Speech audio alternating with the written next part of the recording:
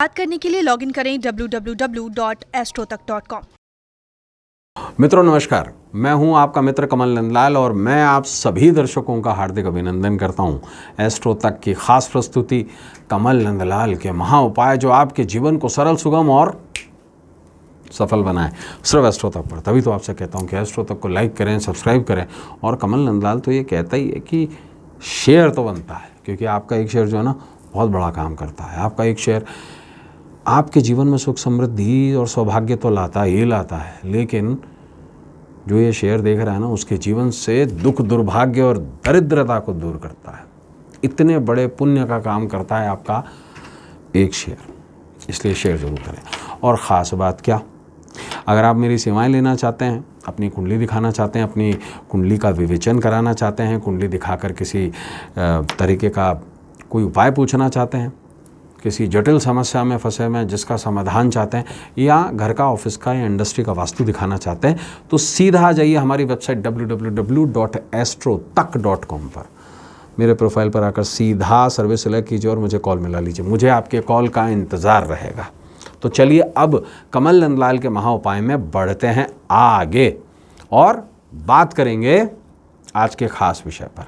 आज का हमारा खास विषय बहुत ज़रूरी है। कंपटीशन का दौर है और शत्रु बढ़ गए हैं। शत्रुओं को साफ कैसे करें, अपने जीवन से उसे दूर कैसे करें, और इसमें विश्वास कीजिएगा मोर पंख जो है ना वो बहुत खास एक प्रयोग है मोर पंख का, और उसके बारे में मैं आपको बताने जा रहा हूँ और बताऊँगा आपको कि कैसे मोर पंख से होगा शत्रुओं का सफाया। मोरपंख, हमारा राष्ट्रीय पक्षी मोरपंख। सरस्वती का वाहन मोरपंख। सरस्वती के बहुत सारे वाहन बताए गए हैं, उसमें से हंस भी है एक, लेकिन मोर सरस्वती के लिए भी इस्तेमाल होता है। लेकिन भगवान गणपति के एक स्वरूप को भी मयूरेश्वर कहा गया है। मयूर उनका भी वाहन है। हनुमान जी, बालाजी के मंदिर में आपने देखा होगा, मंदिर में, हनुमान जी के मंदिर में या देवी के मंदिर में झाड़ा लगाया जाता है मोरपंख का, है ना।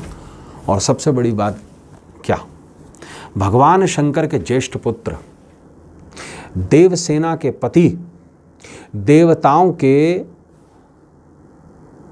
सेनापति, भगवान कार्तिकेय, भगवान सुब्रमण्यम, मुरुगन, भगवान स्कंद, ये चार नाम से दुनिया इनको जानती है। और इन्हें ही बाला कहा जाता है, क्योंकि हमेशा बच्चे की अवस्था में रहते हैं। तो मोरपंख इनसे ही रिलेटेड है। सबसे बड़ी पुराण स्कंद पुराण कही गई है, सबसे बड़ी। शास्त्रों में इससे बड़ी कोई पुराण है भी नहीं। इनके बारे में जानते हैं, और विशेष तौर से हर महीने की छठी, षष्ठी तिथि इन्हीं को संबोधित है, और षष्ठी तिथि के दिन ही ये उपाय किया जाता है। महीने में किसी भी पक्ष में, शुक्ल पक्ष हो, कृष्ण पक्ष हो। इसके बारे में थोड़ी सी जानकारी लेते हैं। देखिए, षष्ठी तिथि भगवान शंकर और भगवती पार्वती के पुत्र कार्तिकेय, मुरुगन, सुब्रमण्य स्वामी, बाला और मुरुगन यानी कि स्कंद भगवान को समर्पित है। शास्त्र निर्णयामृत सागर अनुसार शुक्ल षष्ठी को दक्षिणापथ में भगवान कार्तिकेय के दर्शन मात्र से ही ब्रह्म हत्या जैसे पापों से मुक्ति मिल जाती है, ये शास्त्र कह रहा है। पौराणिक कथा के अनुसार स्कंद षष्ठी की उपासना से चयवन ऋषि की आंखों की ज्योति उनको वापस मिल गई थी। ब्रह्म वैव्रत पुराण क्या कहता है, वो ये कहता है कि भगवान स्कंद की कृपा से प्रियव्रत का मृत शिशु जीवित हो उठा था। ये मैं नहीं कह रहा हूँ, शास्त्र कह रहा है। महादेव के तेज से उत्पन्न भगवान स्कंद को 6 कृतिकाओं ने अपने स्तनपान करवा करके उनकी रक्षा की थी। 6, इसलिए उनका नाम षडानन भी है। ये उनका छठा नाम, षडानन। स्कंद की उत्पत्ति अमावस्या के दिन अग्नि से हुई थी। इसी कारण से उनके 6 मुख हैं और इन्हें ही षडानन, स्कंद, मुरुगन, सुब्रमण्यम स्वामी, बाला इत्यादि नामों से जाना जाता है। मोर पर आसीन देव सेनापति कुमार, इनका 7वां नाम कुमार भी है।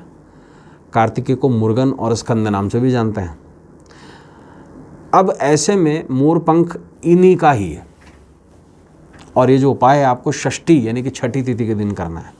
लेकिन करना क्या है? देखिए, भगवान कार्तिकेय की फ़ोटो आपको कहीं से भी मिल सकती है, और करें क्या? करें ये कि भगवान कार्तिकेय की फ़ोटो की पूजा कर लें दक्षिण की तरफ मुंह करके। आपका मुंह दक्षिण की तरफ रहना चाहिए और भगवान कार्तिकेय का उत्तर की तरफ। और एक विशेष काम कर लें, एक मंत्र भी मैं आपको बता रहा हूँ, और स्कंद पुराण का ही ये मंत्र है। क्या करें आप? भोजपत्र ले लीजिए, किसी भी पंसारी की दुकान से मिल जाएगा, और एक मोरपंख ले लीजिए, अमूमन सभी के घर में होता है। और मोरपंख को थोड़ा सा काजल में डिप करके, काजल की सहायता से अपने विरोधियों, जैसे एक ही विरोधी है आपका कोई, मान लीजिए सामने वाला जो दुकान वाला है ना, वो आपके बारे में कुछ गलत करता रहता है, अगेंस्ट में प्लानिंग करता रहता है, तो क्या करें? उसका नाम भोजपत्र पर 6 बार लिख लीजिए काजल से और मोरपंख की सहायता से, और ये लिख करके भगवान से प्रार्थना कीजिए कि भगवान मैं इस व्यक्ति से बहुत दुखी हूँ, अब इसका जो भी करना है आप कर लो, और ये भगवान कार्तिकेय पर चढ़ा दीजिए।